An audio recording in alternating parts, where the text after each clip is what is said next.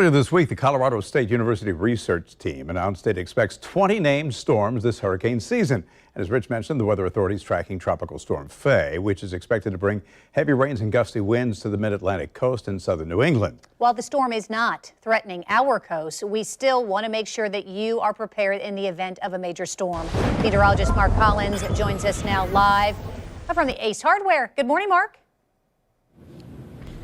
Good morning, Jen. I'm at the Elisway Ace Hardware out on Normandy Boulevard, where we have all the supplies for your hurricane preparedness kit. But here's one tip that's not going to cost you a thing, and that's planning ahead for your hurricane shelter.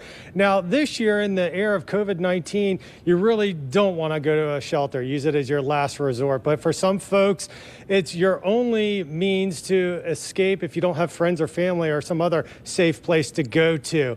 But it can be especially difficult for people that have medical needs. Those of you that may require electricity for medical devices, there is a special place for you to go to, because you just can't go to any shelter. You want to go to a reliable shelter that has electricity, not just for those people that need the electricity, but for people that may have physical disabilities or cognitive impairments. Duval County and all the counties have set aside a special place for you to go to for sheltering.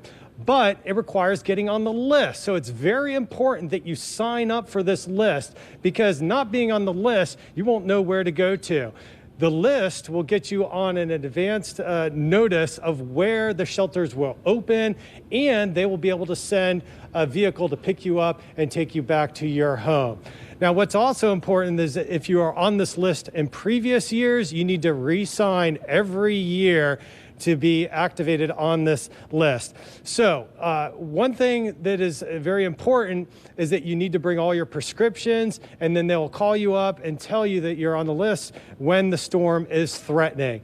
Now, there's also some other shelters that are available for pets. So if you have a pet, you need to look in advance and find out where this shelter is. Now, each county has different shelters, and just because last year one shelter was open doesn't mean that this year those same shelters will be available. So coming up on the news4jax.com webpage, I'm going to list county by county the links on how to sign up for this process, and to talk about some of those pet-friendly shelters that might be in your county. So tune in later in the day and you'll have all that information, because as we head into the peak of the hurricane season, hopefully we won't need those shelters, but it's always good to prepare in advance.